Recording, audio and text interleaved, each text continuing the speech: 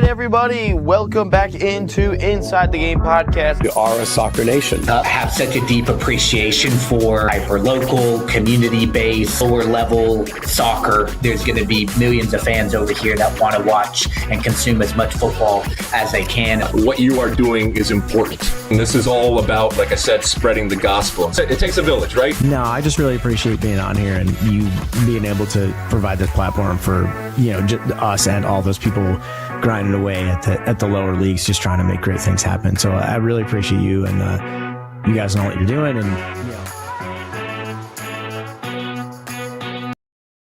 All right, welcome into Inside the Game, episode 330 on this beautiful Tuesday afternoon in Michigan. Hopefully, if you were in Michigan, you were safe yesterday. A couple houses in my neighborhood caught on fire because they got struck by lightning. So hopefully you guys are all right. My name is Ryan Glinsky, James Schofield, our producer in the building here this morning. We got a fun episode here going on today. I've already had an argument about what we're mainly going to talk about here today already in the studio. So I'm ready. I'm fired up.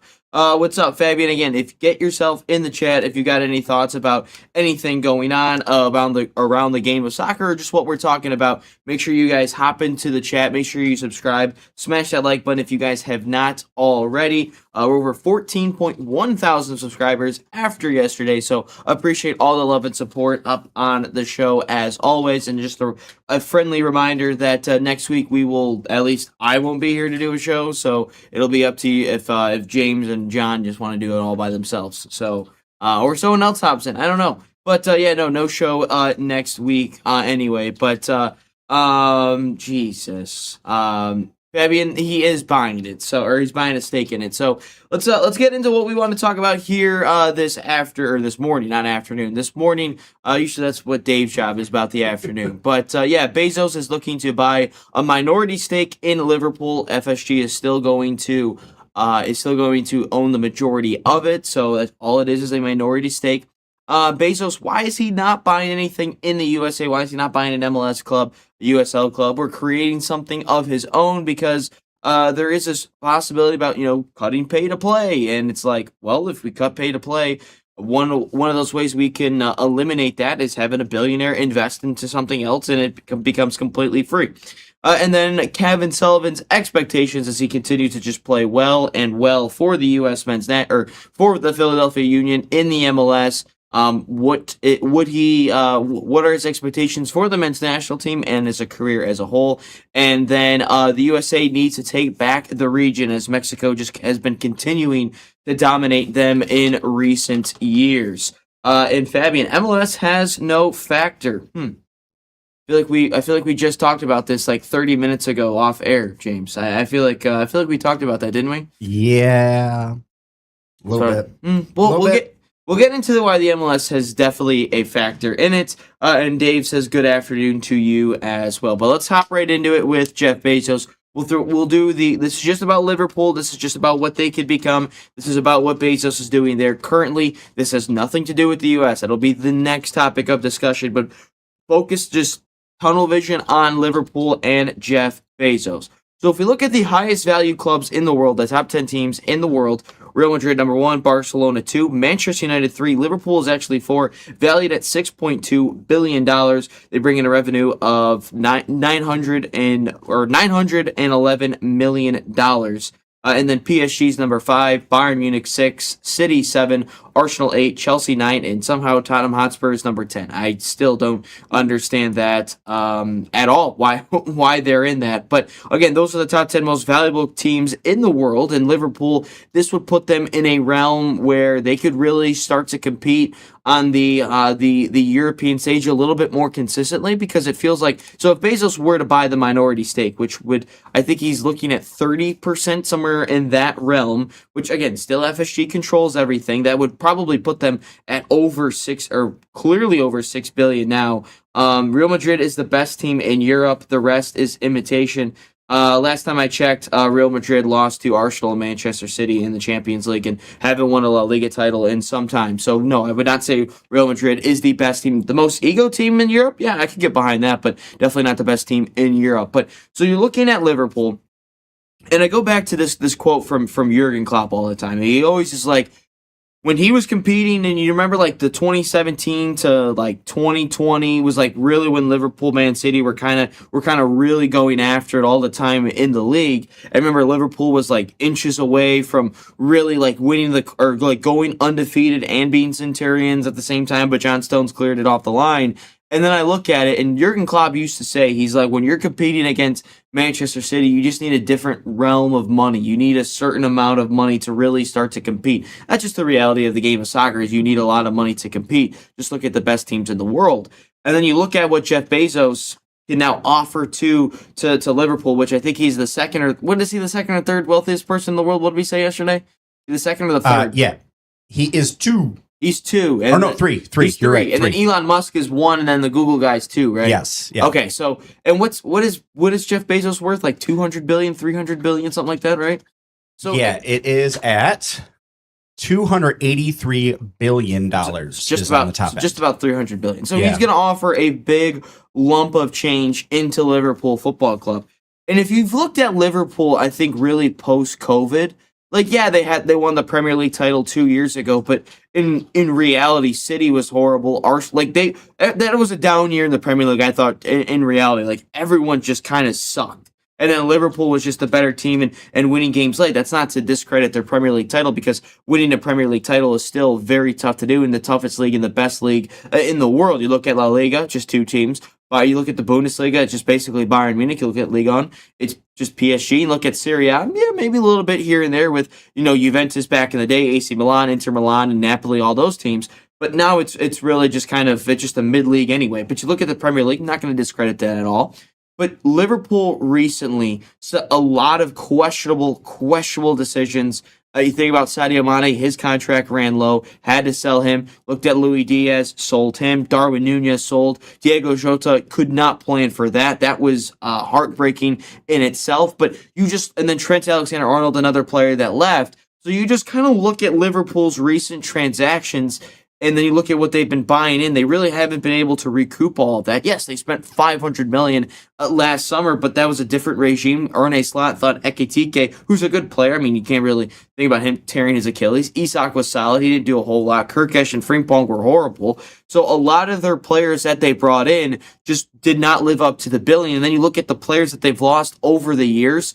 Mo Salah, I mean, he was going to be gone regardless. He was just getting old. But a lot of the players over the years, I mean, they just didn't have the money to re-sign them all. They had to sell them at some point. The contracts ran low. What Liverpool currently, without Jeff Bezos buying anything, what Liverpool is what Arsenal was doing when they bought the Emirates. Like, contracts running low. You couldn't re-sign your best players. Fabregas, Nasri, Van Persie, those types of guys, where you have to let those players leave so you can restart recouping some of that money and investing into the academy. Liverpool has done a really good job, I think, for the most part, in bringing in academy players into the first team and really starting to contribute. But in recent years, they've really started to, lose a lot of very talented players that they should have re-signed.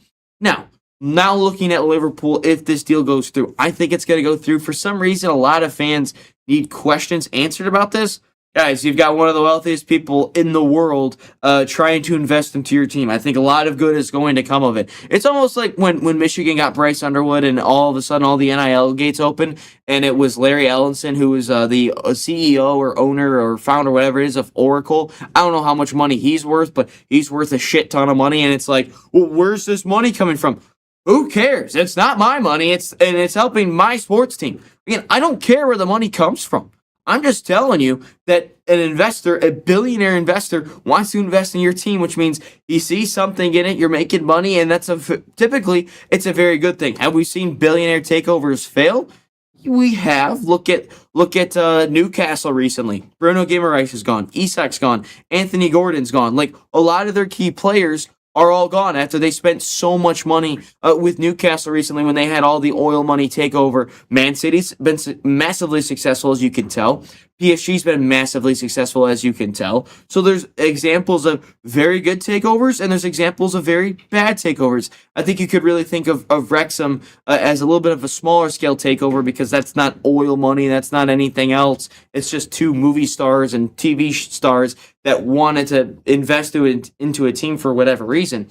But now think about it with Liverpool. If this all goes through, they're going to now be able to compete with the PSGs, the Man Cities now all the time. Did they spend 500 million? Yeah, they did, but that's like a one-off for Liverpool. Like you're allowed to spend 500 million like once every like 3 or 4 summers, right? Like this isn't just like Man City where you can drop 100 million in the January transfer window and then another 600 million in the summer. Like those are two different things. And did Liverpool get the recruitment right? No, they didn't. But this would then put them in a sphere like a PSG and a Man City, even a Chelsea and a Man United to some extent, where they can start competing on the financial front. Now you've got to get your recruitment right. You can't just how many times have we seen people spend 700 million, 500 million, and it's just horrible recruitment? Look at Liverpool this past year. Injuries hurt them, yeah, but they are now going to be able to compete at a very high level that they weren't able to do before. And most teams would love to have that capability. Now, Areola has got to get the recruitment right. He's got to get his tactics right. He's got to win stuff because at some point Jeff Bezos would be like, dude, let's get out of here. We're not winning anything special here. We're not going to be able to compete because we can't get anything right. Look at Todd Boehly. How long do you think Todd Boehly's going to last at Chelsea as the owner if Chelsea's not going to win anything? I think they're still a complete mess, and they're not going to win anything. But Jeff Bezos is going to allow Liverpool, and even the Premier League is still going to be. Still, this somehow makes the Premier League like the most desirable and most influential and most difficult league in the world because you've got the Chelsea money, you've got the Man City money, you've now had the Liverpool money. United has always had money, they just don't spend it right. And then you've got Arsenal, who doesn't have the money, but they've been spending a heavy lump of money recently. But they're the reigning champions for a reason in the Premier League. So again, it just continues to make this league why it's so desirable across the world, and it's the most globalized league in the world. It's more global than La Liga. La Liga is just 2 teams. The Bundesliga is just 1 team. France is just 1 team. Italy is kind of just trash as it is anyway, but there's an opportunity for them to have a couple of teams here and there. But Bezos is going to allow Liverpool to compete on all fronts a little bit more consistently because you look at Liverpool's squad currently constructed. It's very paper thin, I think, in terms of they've got a good starting 11. They do, not the best starting 11, but they've got a very good starting 11. But the depth is where that has always hurt Liverpool on all fronts. It always has. They've always had a very good starting 11. Mane, Firmino, Salah, Alisson at the back, Virgil van Dijk, Trent, Andy Robertson, in the midfield, Gravenberch, McAllister, those types of players. But the squad has always, Fabinho was another one. The squad has always been razor thin. It's always felt like with Liverpool. It's always been kind of filled in with a couple of academy prospects. Connor Bradley is one of them. Harvey Elliott's another name. And then Rio recently. Like it's always been razor thin. Now having all this money, you're going to have a very deep roster. Look at the Arsenals of the world. Look at the Man Cities of the world. Those rosters are so deep. You can have your second squad could really compete for a top 4 spot, if we're being completely honest, in the Premier League. Both of those teams. However, Liverpool has just been unable to do that. So we'll have to see what all that money that gets pumped in. And really, does Bezos have much of a say? That's another big question about all of it. It says he's wanting to invest, but it doesn't. I don't know how much he's going to be involved with the money being pumped into the club, how much money and how much transfer say he's going to have on anything. Maybe Christian Pulisic goes to Liverpool now because Bezos wants an American there. I don't know. I don't really think Christian Pulisic would end up going to Liverpool, but you can see and really start to see get the wheels spinning there. But you've looked at Liverpool's spending over the years, and let's actually look. Liverpool highest transfers ever. Like Virgil van Dijk is up there. I know that. Isak 125 million, Florian Wirtz 116, Darwin Nunez 86 hasn't been very good. Ekitike 79 million rather. Virgil van Dijk 75, Alisson 65, Szoboszlai 60. But other than that, it's not been a whole lot. But then you look at like the Man Cities, look at the Arsenals. Arsenal's a little bit closer to what Liverpool is, but you look at Man City, who's spending roughly over 100 billion on every single player, it feels like. So again, this takeover is going to allow Liverpool to compete with the best of the best in Europe, and then you can now compete on all four fronts like they haven't before. They can get a deeper squad. They can now be in the discussions to go get players in the 100 million realm a lot more consistently. It feels like Man City all the time is getting a 100 million player. You look at PSG, they're getting 100 million players all the time. So you've got to look at that, and now Liverpool is going to be in a position now to compete at a very high level. Still have to see what Jeff Bezos is going to do. Still have to see what exactly he's going to be involved in, but it's going to be a very exciting time if you're a Liverpool fan if this goes through. I know a lot of fans have been very skeptical about it. They want a lot of answers. They've got a lot of questions about how deeply involved Jeff Bezos really is going to be. So we're going to have to see exactly what it is. Again, it's only 30%. It's just a minority stake. It's not the majority owner. Let's just get that clarified and cleared up. But yeah, no, exciting times if you're a Liverpool fan. As a fellow Arsenal fan, you don't really like to see that because I don't want a team in the league to strengthen. And I've been thinking and been saying for Arsenal recently that I think Arsenal's on the verge of a dynasty because of all the difference in the different openings around the league. Pep's gone, Liverpool's kind of slowly going down, but now a billionaire is going to look into invest into them. So we'll have to see exactly what transpires with it. Again, not a done deal yet, but it seems to be inching closer and closer. We'll talk about why Bezos did not even invest into a USA club here in just a second, but and then we'll move into Kevin Sullivan and even a little bit more regionalized in CONCACAF as we're just inching closer and closer to all the club seasons starting because it's almost like dead time when it comes to the game of soccer around the world. All that matters is just transfer fees and maybe some stuff here and there. But we're going to step aside here for a quick break as Inside the Game 3:30 will continue right after this, so don't go anywhere. Great game footage starts with Veo. Now a pass deep and up front.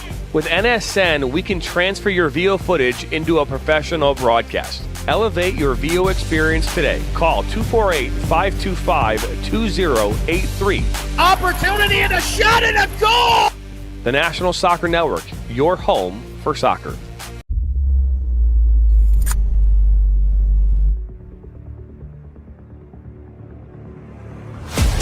West Coast Goalkeeping, America's largest goalkeeper outfitter. Built by keepers, worn by pros. Made for keepers who live to stop everything.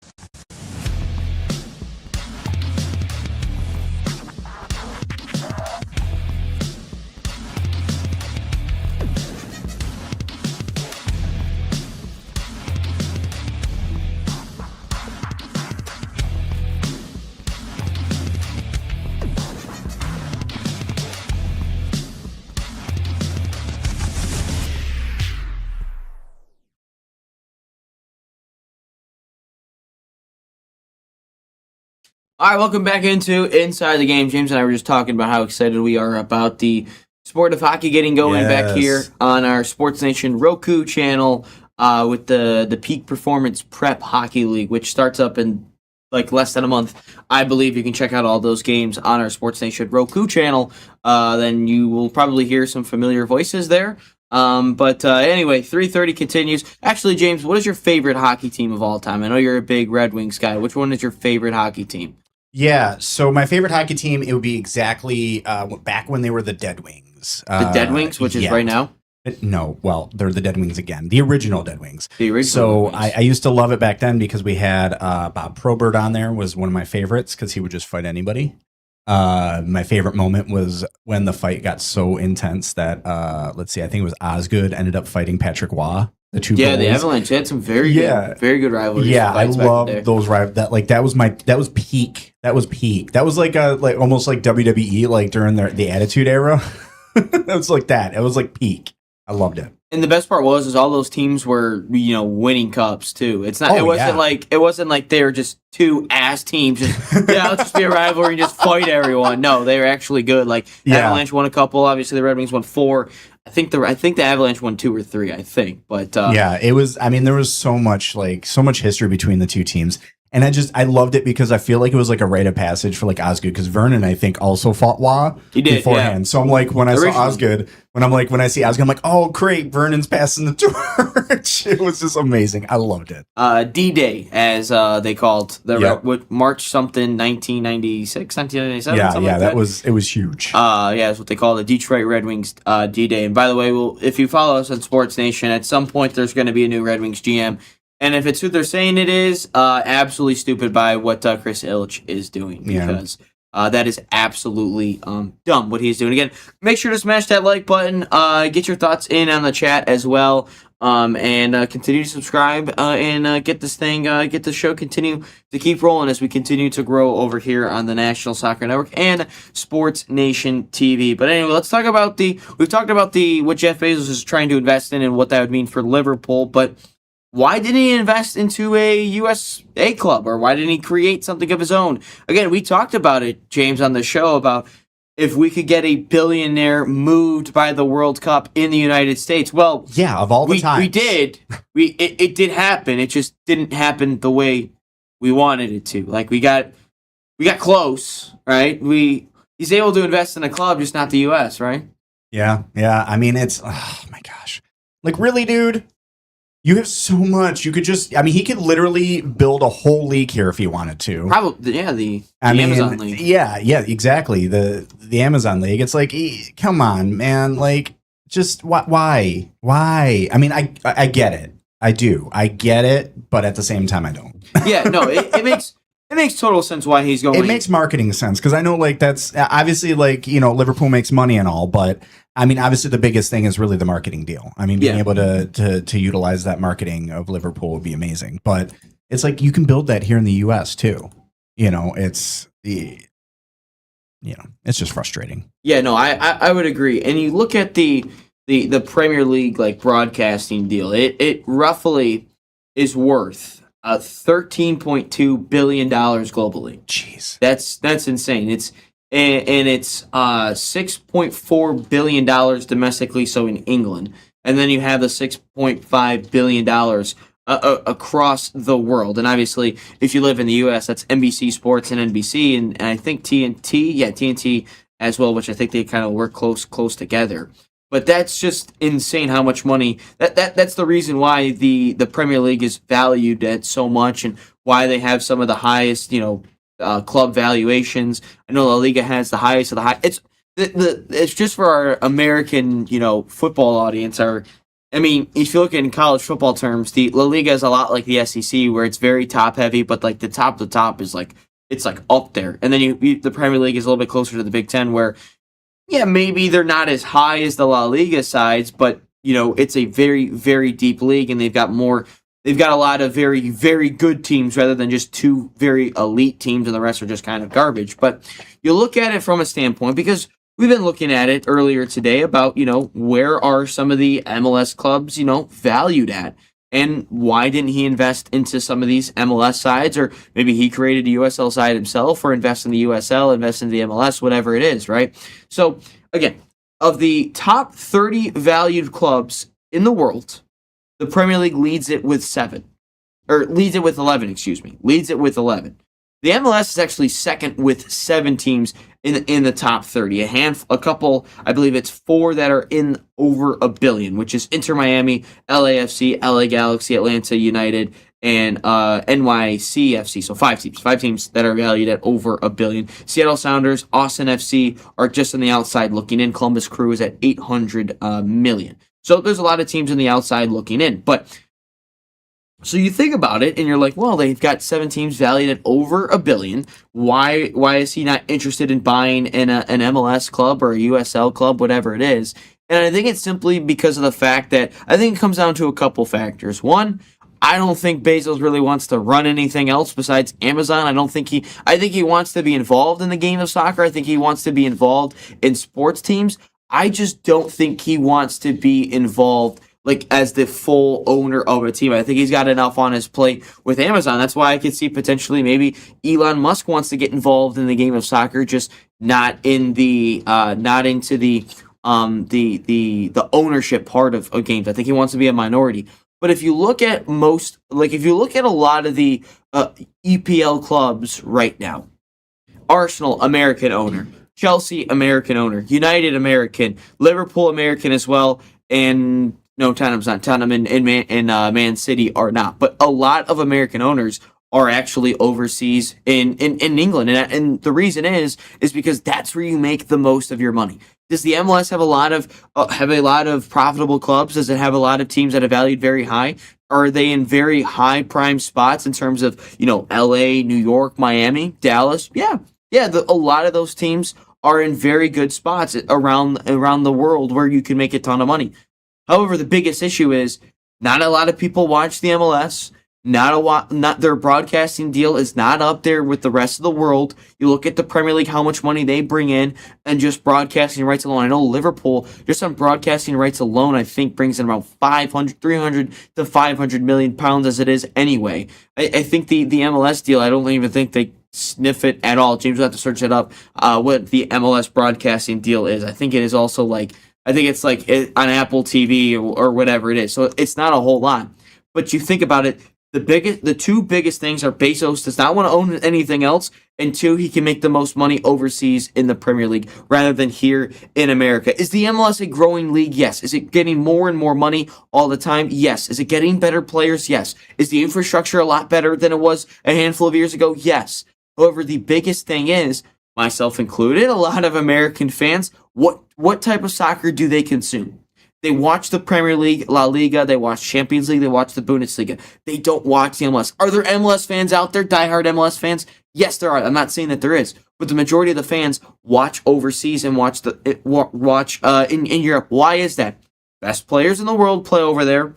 They play bright early in the morning, 7 a.m. to 1 a.m. Because what does that mean? They can wake up early, and that doesn't interfere with their NFL football, their college football, their NBA, whatever it is. So that doesn't interfere with that as well. But most importantly, it's the best of the best. The MLS is not there in terms of the best of the best. That is the reason why Bezos doesn't want to invest. Hello to you too, Swiss Michael. But that's why he doesn't want to invest into the American club. So what is the verdict on that? Yeah, so Major League Soccer, the global media rights agreement that they have right now, it's a $2.5 billion streaming partnership with Apple TV. It was supposed to be 10 years. They are going to be cutting it short 3.5 years early. It's going to conclude in 2029. Okay. But right now they are looking around and shopping for about $400 to about $500 million exclusive annual rights fee deal around and trying to find a new person once that Apple deal expires. Ooh, okay. That doesn't sound very good. No. That doesn't sound good at all. I mean, Bezos could just buy it. He could just buy MLS and put it on Amazon Prime. Oh, yeah. I didn't think about that. I mean, he could. Exactly. Just why not? I mean, with him buying Liverpool, he's going to gun for, getting the Liverpool stuff on Amazon Prime. Ooh, I didn't even think about that. He might want to have his own team. Yeah, I didn't think about that. That's a good point. Yeah, I mean, because they've already been doing I think there's football on Prime now. What other sports have they been doing on Prime lately? NFL. Yep. I know NBA has been on there at times. Yep. I don't think any college sports have been on there, but it's just been the NBA and the NFL that I know of that's been on there. Yeah, so I mean that could be the other thing. Maybe he's eyeing to be able to expand kind of the offerings that Amazon Prime has. That's a good point. Yeah. So Jeff, don't buy Liverpool. Just buy the MLS broadcasting deal and throw that on Amazon Prime. Exactly. Just do that. Exactly. That's all you got to do. Yes. Stop investing overseas. We've got too many American owners over there anyway. Just put all the MLS games. It's easy to access. It's a lot better than Apple TV.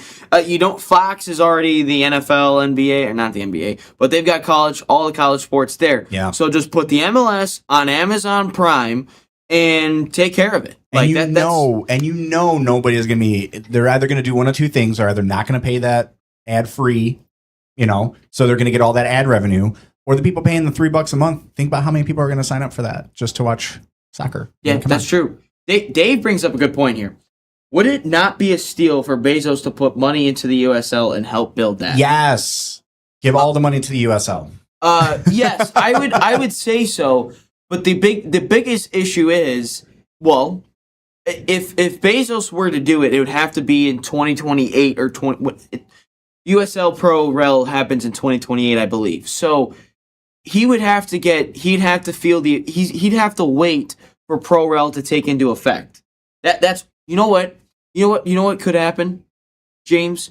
What? Is Elon Musk could get like a big ego hit for like not investing in soccer, and it's like, well, I'll invest in American soccer. Maybe Elon Musk just goes, I'll invest. Screw it. He'd be like Bender. I'm going to buy my own league.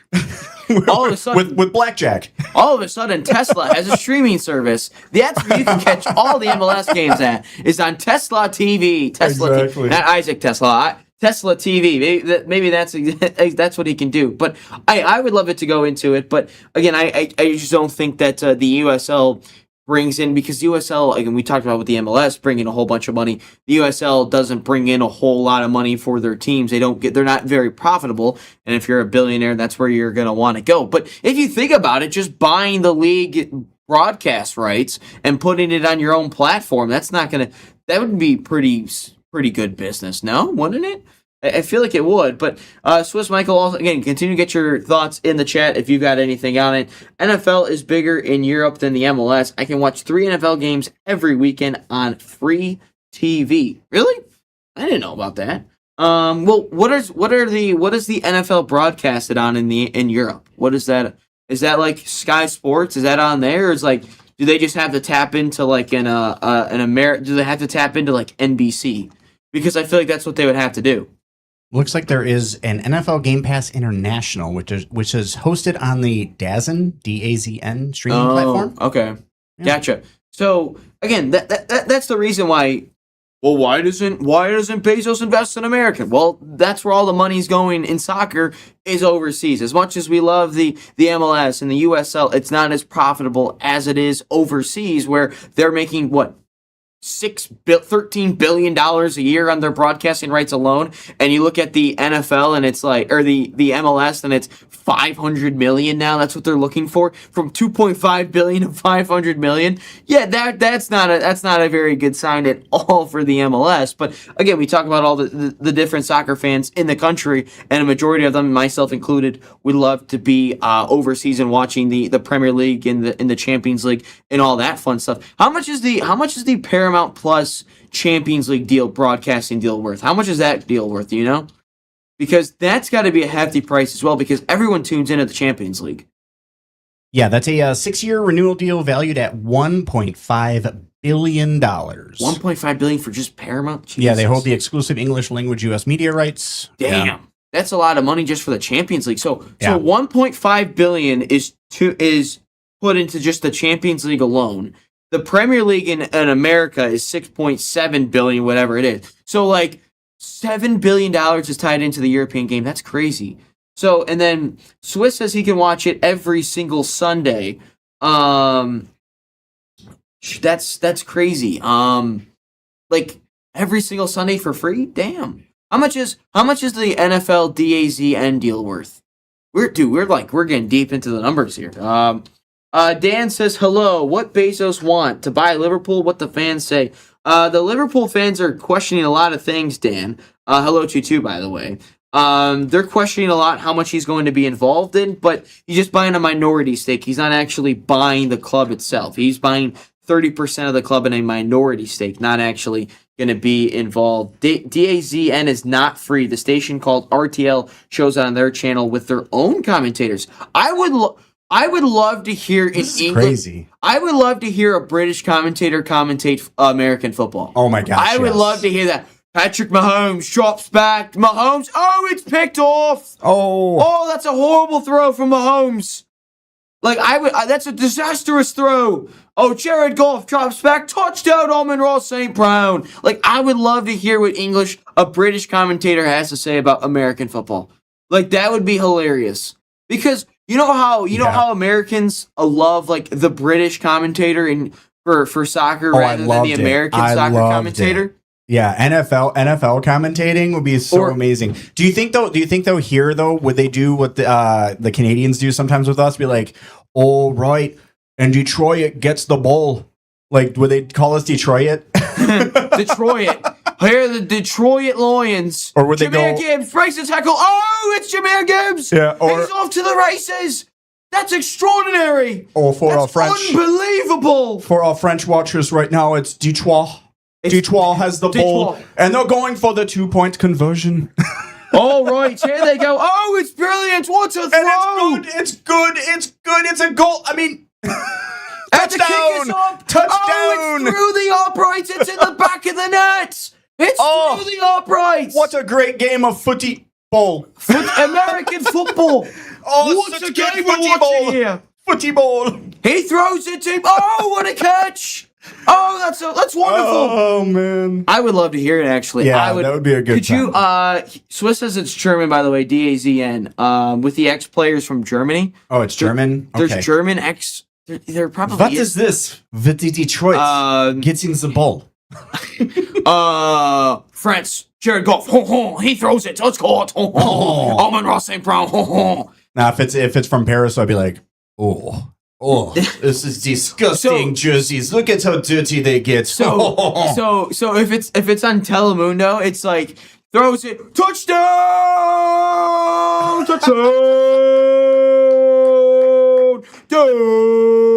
like instead of just go touchdown, down, or like the kick is up and it's good. like what is their I would love to hear what their commentary is like, because I've seen a clip of it before of the English, like the British and I've seen the Euroball or whatever. I've watched that. Euroball sucks. Though. I know, but I've seen that with those commentaries. You know what it is, like the way I think that we treat as Americans, we treat the MLS like it's horrible. Let's watch overseas. I genuinely feel like the way the Europeans view the Euroball, it's like that's horrible. Let's watch the NFL. Like that's what I think it is. Swiss thinks we're funny. Are we that funny? I don't know. I mean, I've been told I'm funny looking, but. Dan says, I agree that the best football team in the world is Real Madrid. Next are AC Milan, Liverpool, Bayern Munich, Barcelona. I think in terms of the historical pedigree, I think you're right, Dan. But if we look at the money worth, no. Liverpool's 4, Barcelona's 2, Real Madrid's 1. But where is AC? Bayern Munich's 4, Liverpool's 5. So you're close up there. But AC Milan, the hell's AC Milan? 14. Damn, 14 is there. That's where they are. You can't find it online. Search Rand Football Germany. Okay. We'll have to search it up because I won't lie. I would rather tune in for a game of like Thanksgiving, Lions versus the Packers or whoever they're playing this year on Thanksgiving. And I would just love a British. Yeah, it's this holiday called Thanksgiving where you just get together and you just eat a whole bunch of food. Right. And you just watch football. What is more American than just stuff in your face? Exactly. I mean, come on. It's we lose America. It's like we lost the U.S. and now all they do is stuff the stupid faces. And it's like it's just a random Thursday while everyone in the UK is working, right? In the shops and in the bakeries and trying to in the football. They're actually just watching. People trying to get their jobs done, doing the living. It's so funny. And over there just sitting on the couch. Yeah, we're here in America. What is this shite? It's Thanksgiving. I don't know what we're doing here, but we're just broadcasting American football. Oh, and all of a sudden, they're just eating turkey legs. The players, after they win, they just eat turkey legs. You've got to get your fitness levels back up, son. Yeah. PSG are the best team, in my opinion. Well, technically, if you look at their recent track record, they are the reigning European champions the last 2 years. But again, just to reiterate everything, the reason Bezos is not going into American soccer is simply because of the fact that all the money is made over there.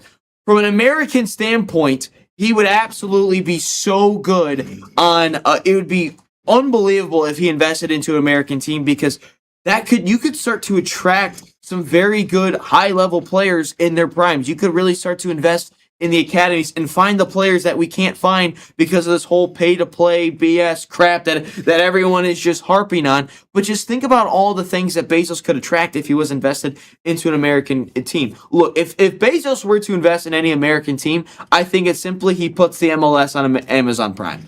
Like he wouldn't invest into a team. He would just put all the games on Amazon Prime. Dan says, all-time ranking, I say not recent PSG. They must win another 4 or 5 Champions Leagues to be considered great. Well, if you look at recency, they are up there. All-time, though, I think PSG, Man City, they still got all. I think the greatest club of all time, though, has to be Real Madrid and Barcelona. If you just look at their history, you look at the Champions League, you look at the players that have gone through. I think United and Liverpool have to be up there as well. Man City and PSG are definitely recently for sure, but they've got to get things going. Swiss, on Thanksgiving they show all games, and by the way, the playoffs too, all on free TV. That's again, because you got to watch the Champions League on a subscription in Paramount. The Premier League can be seen on free TV, depending on what games are not put on Peacock, one of the streaming services. La Liga you can see on ESPN sometimes, ABC sometimes. That's very rare because football takes a majority of that. So. LOL, I gone crazy when Eminem showed up at halftime show. Okay, the highlight of the Lions season last year was everyone probably thinks I hate halftime shows. I will give you the 2025 Detroit Lions halftime show. Yeah, Jack White was up in there. Oh my gosh, it was so amazing. You had Eminem. They did a play on of, I forgot the name of the Jack White song, but it was a Till I Collapse Eminem song. But it was I can know the words. I know exactly what he was doing. And then you had Seven Nation Army in there. So it was a very good halftime show. And everyone's like, Ryan hates halftime show. Ryan hates this, and that. I actually liked that halftime show. I actually did. But no. Let's take a break here. Let's get into we can get into the Kevin Sullivan talk here a little bit, or maybe even the Mexico dominance as well. We'll get into question of the day and we'll wrap things up. But a very fun and entertaining Inside the Game 3:30 will continue right after this. Welcome to the National Soccer Network, your home for soccer. One destination, every match, every moment. Built for players, powered by passion.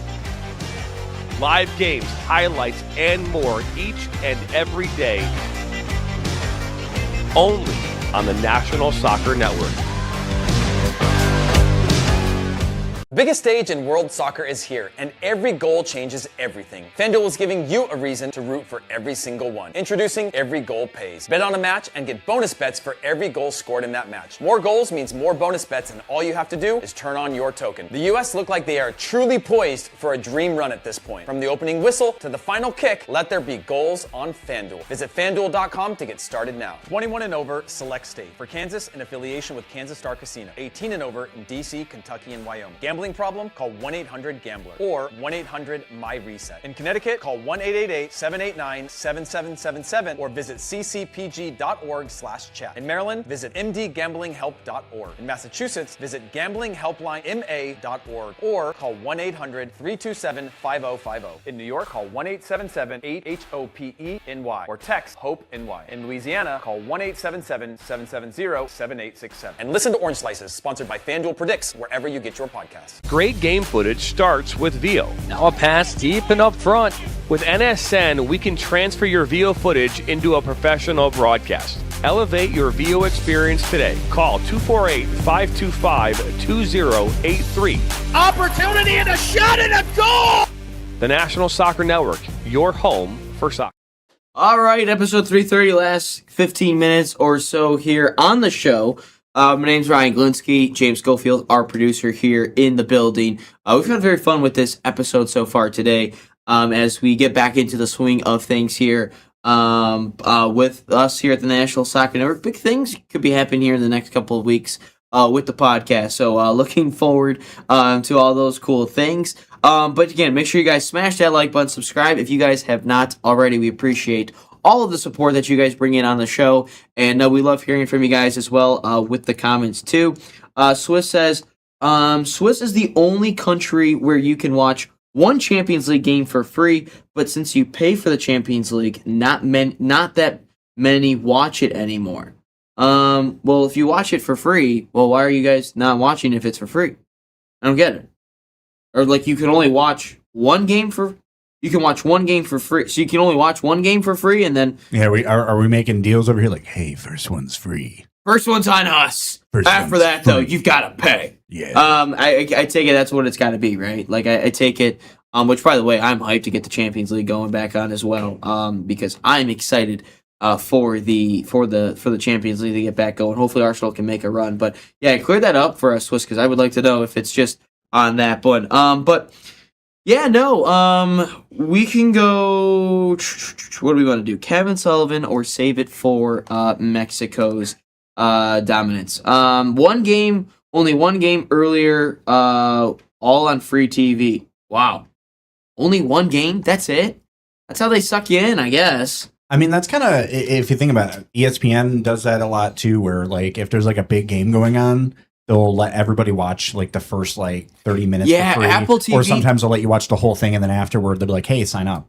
Apple TV did that with MLB last year, where the first inning was on Twitter, like on Friday night and Friday Night Baseball. Like the first inning was only on Twitter. Then after that, they had to go over to Apple TV to watch the rest. That's interesting. Yeah. So it says since 3 years ago, only one game is on free TV. Wow, that sucks, man. That's not good. That's kind of. I mean, I guess, yeah, no, dude, streaming is really we could talk, let's just talk about streaming sports in general. We can save all the Kevin Sullivan stuff and all the other stuff, later on, because we can talk about all the different subscriptions. Real quick for me, James, search up what is the average amount of subscriptions that Americans have? I'd like to know that number. I think it's like 7 or 8, I think. But Swiss says 20 years ago, all sports were free. You were right, because if you look, we're just going to go, because I can't speak on the European. Ooh. What is it? What's the number? So the average American or household has between 5 and 8 active subscription services with spending averaging over $200 per month. $200 a month on just subscriptions? Yeah, $200 per month just on streaming. Wow. Yeah. That's... So total, he has 5 to 8 video streaming, average of 3 to 5 paid platforms. Consumers typically guess they spend around $86 a month on recurring services, while actual spending averages roughly $219 a month. Wow. $219 a month. This is wow. That's crazy. Yeah, that's wild, actually. Nuts. Swiss says if you want to watch it all here, you have to pay $2,900. Damn. I take that's for Wait, is that a year? I think that's for the year, though. If that's a month, dude, I would be fuming. And is that all sports though, or is that like? That's what I'm wondering. Like, or is it specifically like a league? Because if you're paying $2,900 a year to watch the Champions League, that's just stupid. Yeah, that would be nuts. But no, if you look at streaming, I'm just going to use the American example here for because that's what I can speak on. If you look at it like 10 years ago, everything was on ESPN, which was also ABC. He says yes to that. Damn. Which is ABC, ESPN. Fox was its own thing. NBC was its own thing, but they just kind of did hockey and Notre Dame football because Notre Dame's stupid and wants to be its own thing. Whatever it is. But like, other than that, like, and then NBA was on TNT and like TBS. But like, other than that, like, that's all. And then the conferences for college sports, they had their own network, but that you didn't pay for it. It was just all part of it. All leagues in soccer and other sports too. So $2,900 for the year. Okay, gotcha. But they had their own stuff because like you weren't gonna broadcast Northwestern versus Maryland football game on ESPN. You're gonna do that on your own Big Ten network, which again was only regionalized for you. So like it was all free. Since then, I have seen college football in the NFL and now the NBA on Actually, no, not college football. I've seen NBA and NFL on Amazon Prime. And it's also stupid because I don't know for the people that know, like all of their NFL teams, all the NBA teams have like their own network. And even when it gets streamed on one of those platforms, you still can't watch the game on that own network because it has to be on the streaming platform. It's so stupid. I have seen MLB on Apple TV. The MLS has been on Apple TV. I have seen college football be on the likes of all the platforms, ESPN, Peacock for whatever reason, the Big Ten Network, SEC Network, they've got their own thing, Fox, like it's all over. And then I look at like the pro leagues, the NFLs, the NBAs. I've seen games on stinking Netflix, and I've seen the Home Run Derby on Netflix. Like, why do we have to go to Netflix to watch these things? Like, if I'm sitting on Christmas Day with my family watching the game, why am I watching the game on Netflix? Like, why am I watching the Detroit Lions versus the Minnesota Vikings on Netflix, watching a stupid halftime show from Snoop Dogg? Like, why?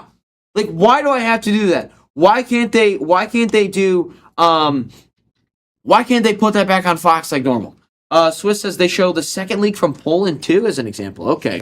Damn. But like, I look at it from like Christmas time.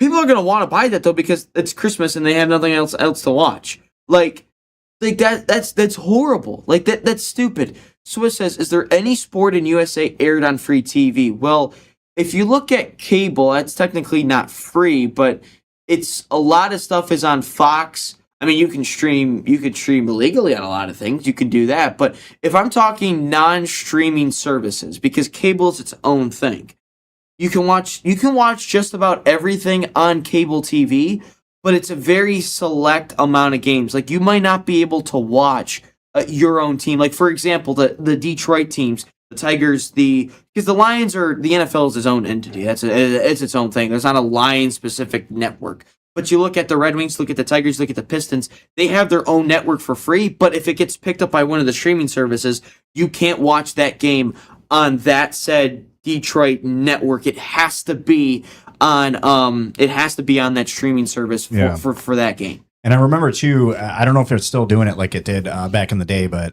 they even had it too where the local stuff, there was a certain like capacity, like threshold that the actual stadium had to reach for that game to even be broadcast, or else it was blacked out.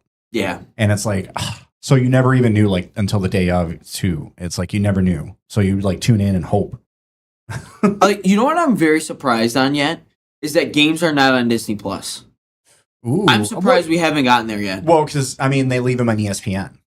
Because Disney owns ESPN. So but I'm surprised they haven't put anything on Disney Plus yet. Like, that's like, well, we own you. Let's just throw stuff on Disney Plus. Maybe Disney's like actually like smart for a change. It was like, let's just leave it on ESPN. Like, yeah. And then like ESPN has its own streaming service as well. But like, that's the thing. I want Disney just to integrate everything in one app.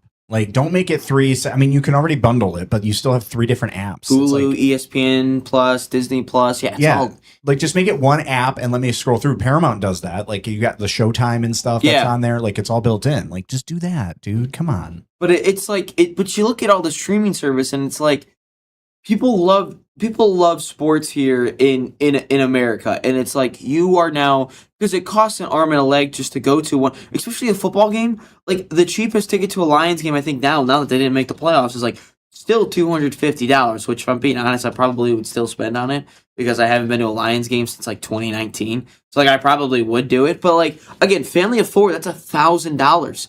And it doesn't, it's not the $100 in parking. That's not all the food and all the gas that it takes to get to Detroit. For us, it's what, 30, 40 minutes, whatever it is. Swiss says cable is what I call free TV.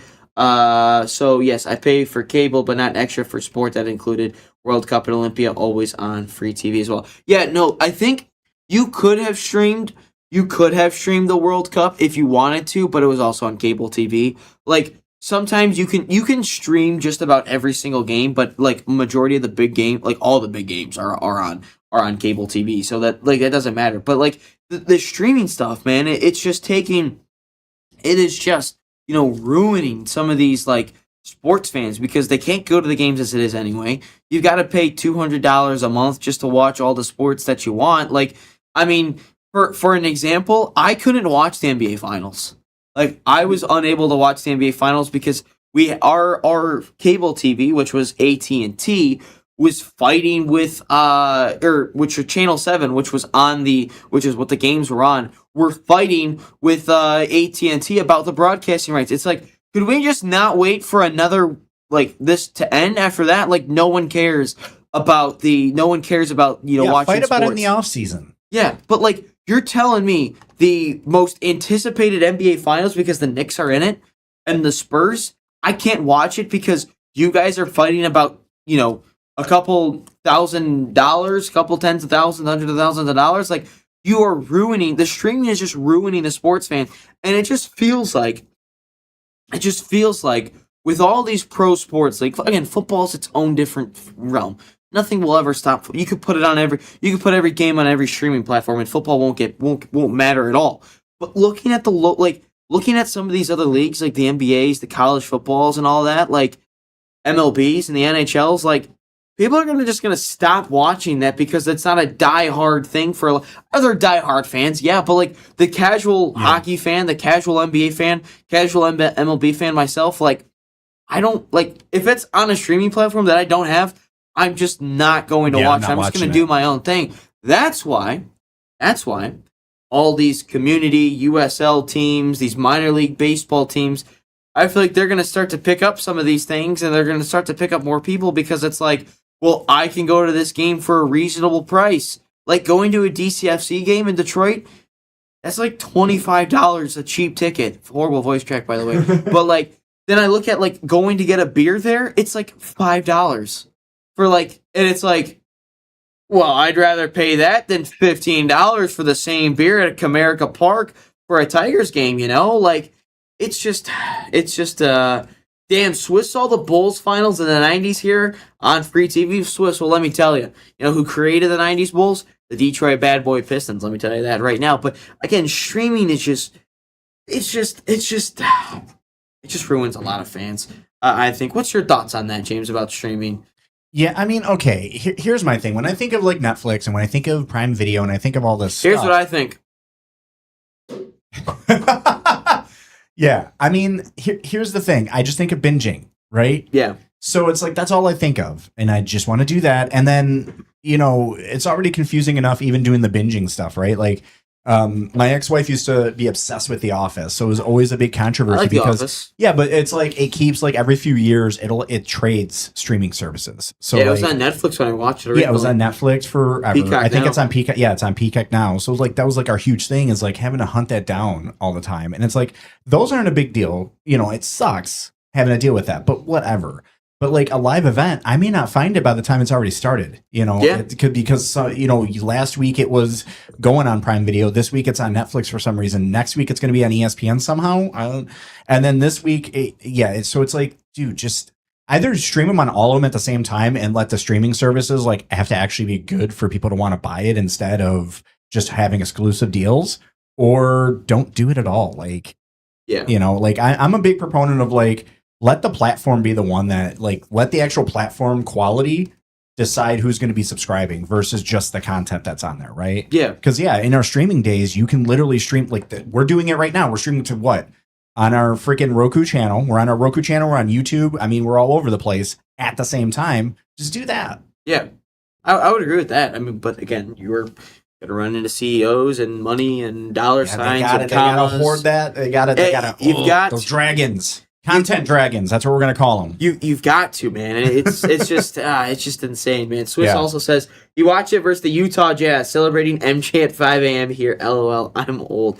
Hey, man, you watched MJ. If you're talking about the one where he stepped back, hit the game winner in Game 6, it's a pretty good game to watch at 5 a.m. But James, let's get into question of the day before we head out for episode 330. Which, by the way, I think once the season gets going and we get back into the full swing of sports, maybe we go into the 90 minutes. Hey, we will have to have hydration breaks by the way. We will have to do it. No halftime shows, but no halftime shows. But we will be doing hydration breaks. Darn it! I was hoping to get Eminem and Jack White back.